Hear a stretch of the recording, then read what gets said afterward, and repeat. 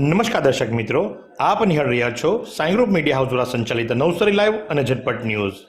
દિવસભરની ઘટનાઓથી અવગત કરાવતું એકમાત્ર બુલેટિનમાં જુઓ દેશ અને દુનિયાના આજના મહત્વના સમાચાર.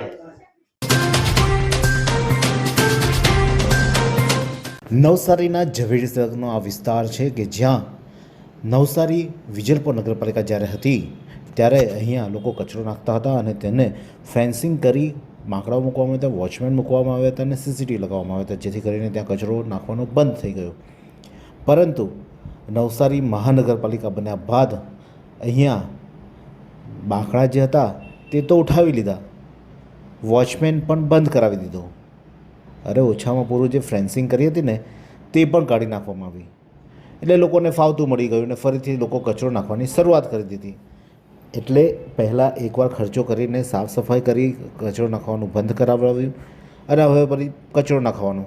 એટલું તો છોડો, નવસારી મહાનગરપાલિકાના સફાઈ કર્મીઓ પણ ત્યાં જ કચરો ઠાલવે છે. આ જુઓ દ્રશ્યો જુઓ તમે કે લોકોના ઘરેથી કચરો ઉઘરાવે છે, સોસાયટીમાં કચરો વાળીને કચરો જે જમા થાય એ પણ અહીંયા કચરામાં નાખી જાય છે. એટલે હવે તો કોને કહેવું, જ્યારે નગરપાલિકાના કર્મચારીઓ, નવસારી મહાનગરપાલિકાના જે સફાઈ કર્મીઓ છે તેમને પણ કચરો ક્યાં નાખવો તે ખબર ના પડે અને આજે સ્વચ્છતા માટે કર્યો તો ત્યાં જ નાખી જાય, પછી એને નાખતા જોઈને લોકો નાખવાના જ છે કચરો ત્યાં. એટલે કે નવસારી મહાનગરપાલિકા સ્વચ્છતાને નહીં પરંતુ ગંદકીને પ્રાધાન્ય આપતું હોય તેવા આ દ્રશ્યો સર્જાયા. કોમેન્ટ કરો, આમાં શું કરવું જોઈએ નવસારી મહાનગરપાલિકાએ. અમલસાડના સગીર આદિવાસીને પોલીસ દ્વારા ઢોર મારવા બાબતે ગણદેવી તાલુકા સમસ્ત આદિવાસી સમાજ દ્વારા એક રેલી સ્વરૂપે મામલતદારને આવેદનપત્ર પાઠવવામાં આવ્યું હતું ને જે આવેદનમાં ખાસ કરીને સંબંધિત પોલીસો સામે કાયદેસર કાર્યવાહી કરવામાં આવે તેવી માંગ કરવામાં આવી છે. સ્વચ્છતા સર્વેક્ષણ 2026 માટે કેન્દ્રીય તપાસ ટીમનું ગણદેવી અને બિલીમોરા ખાતે આગમન થયું છે. બિલીમોરા અને ગણદેવી પાલિકામાં સ્વચ્છતા સર્વેક્ષણ 2026 અંતર્ગત કેન્દ્રીય તપાસ ટીમો આવતા જ બંને પાલિકામાં તંત્ર સક્રિય થઈ ગયું છે. સ્વચ્છતા રેન્કિંગમાં ઊંચું સ્થાન મેળવવા માટે આ બંને પાલિકાના તંત્રો દ્વારા પોતાની કામગીરીને શ્રેષ્ઠ દર્શાવવા માટે પૂરજોશ પ્રયાસ થઈ રહ્યા છે. જોકે સ્થાનિક સ્તરે પાલિકા તંત્રની સફાઈને લગતી કામગીરી અંગે અનેક પ્રશ્નો પણ ઉઠી રહ્યા છે, કારણ કે જ્યારે અત્યારે હાલમાં કેન્દ્રીય તપાસની ટીમ આવી છે ત્યારે સાફ સફાઈ થશે, પછી ત્યારબાદ જૈસે તેની સ્થિતિનું પણ નિર્માણ થશે તેવી ચર્ચાઓ પણ ઉઠી છે.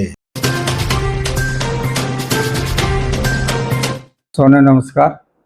આપણા દેશના વડાપ્રધાન શ્રી મોદી સાહેબ અત્યારે જે ગુજરાતના હાલના પ્રવાસી હતા ત્યારે સમગ્ર દેશવાસીઓને અપીલ કરવામાં આવી હતી કે અત્યારે જે સમગ્ર વિશ્વમાં જે પરિસ્થિતિમાં જે ચાલી રહ્યા છે એને લઈને આપણે દેશના હુંડિયામણની બચત કરવા માટે પેટ્રોલ ડીઝલની આપણે ખાસ બચત કરવાની હોય. અમારે ભારતીય જનતા પાર્ટી નવસારી જિલ્લાએ આજે એવું નક્કી કરવામાં આવ્યું છે કે અમારી જિલ્લાની આવતી તમામ બેઠકો ઓનલાઈન બેઠકો કરવામાં આવશે અને ખાસ કોઈ અગત્યની મિટિંગ હશે એ જ રૂબરૂ મિટિંગ કરવામાં આવશે. એ રીતનો અમારે નવસારી જિલ્લા ભારતીય જનતા પાર્ટીએ આજે નિર્ણય લીધો છે અને મોદી સાહેબે જે અપીલ કરી છે એને અમે અનુસરણ કરીએ છીએ.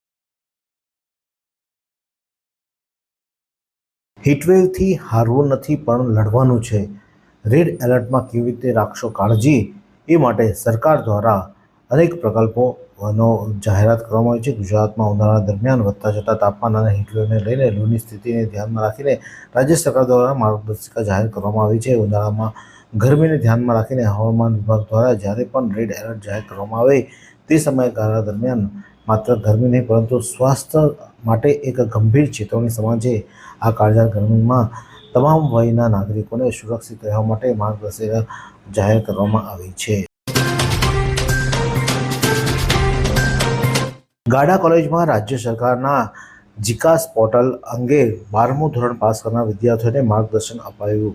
નવસારીની ગાડા કોલેજ ખાતે રાજ્ય સરકારના શિક્ષણ વિભાગના જીકાસ ગુજરાત કોમન એડમિશન સર્વિસિંગ અંગે ધોરણ 12 પાસ કરનાર વિદ્યાર્થીઓ માટે પ્રવેશ સંબંધી કાર્યવાહી કરવા માટે વિદ્યાર્થીઓને જાગૃતતા લાવવા માટે અભિયાન ગત 11મી મેના રોજ યોજવામાં આવ્યું હતું. આ કાર્યક્રમમાં વાંસદાની સરકારી વિનય અને વાણિજ્ય કોલેજના એકાઉન્ટન્સી વિભાગના પ્રાધ્યાપક ડૉક્ટર ગૌતમ આર ગાયકવાડ તજજ્ઞ તરીકે ઉપસ્થિત રહ્યા હતા અને ગાડા કોલેજના ઇન્ચાર્જ આચાર્ય સહિતના મહાનુભાવો પણ ખાસ ઉપસ્થિત રહ્યા હતા અને ફોર્મ ભરતી વખતે કઈ કઈ કાળજી રાખવી અને કઈ રીતે ફોર્મ ભરવું, કઈ રીતે અપગ્રેડ રહેવું તેની વિગતો પણ વિદ્યાર્થીઓને સમજાવવામાં આવી હતી.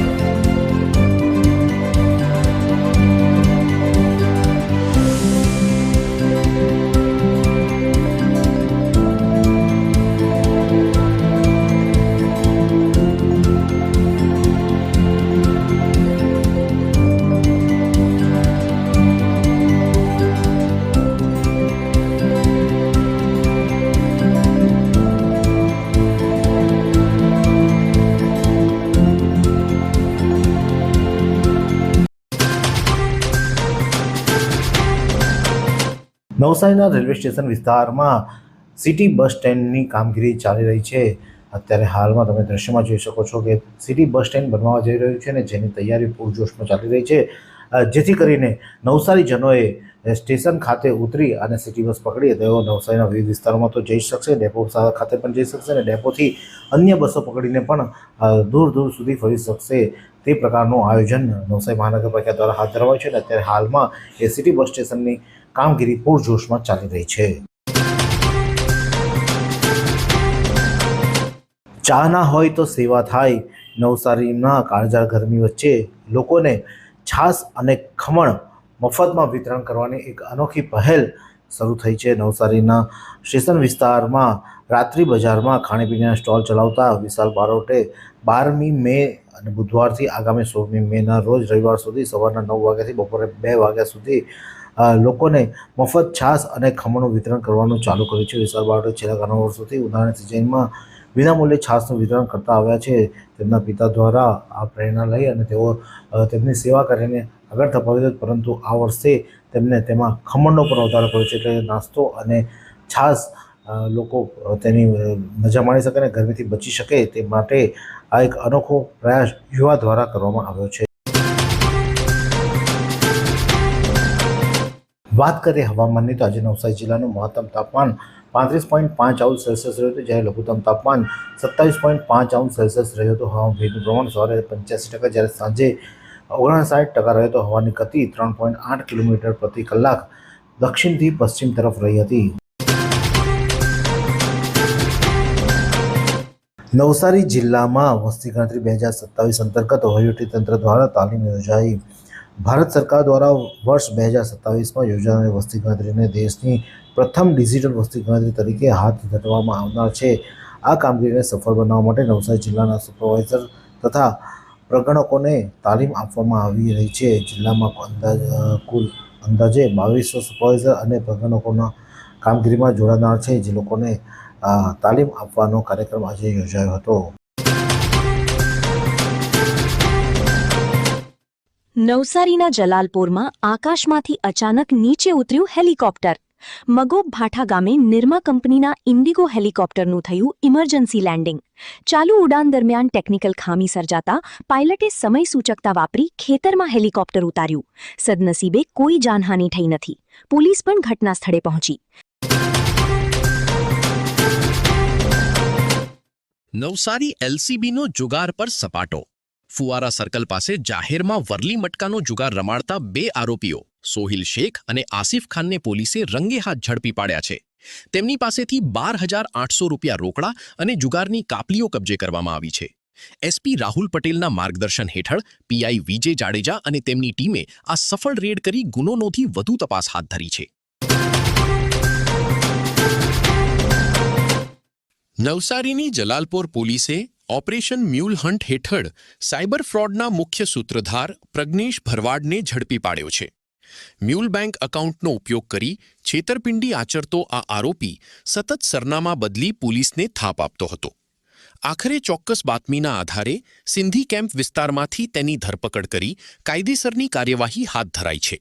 એવી કઈ હોસ્પિટલ છે જ્યાં કેન્સર માટે સર્જરીની સેવા હોય, કીમોથેરાપીની સારવાર હોય, રેડિયેશનની સારવાર હોય, પીટી સીટી સ્કેન હોય, કેન્સરની પેથોલોજી હોય, મેમોગ્રાફી હોય, એટલે કે બધું જ. હા, બધી જ સારવાર એક જ હોસ્પિટલમાં હોય. તે છે નવસારી નિરાલી કેન્સર હોસ્પિટલ.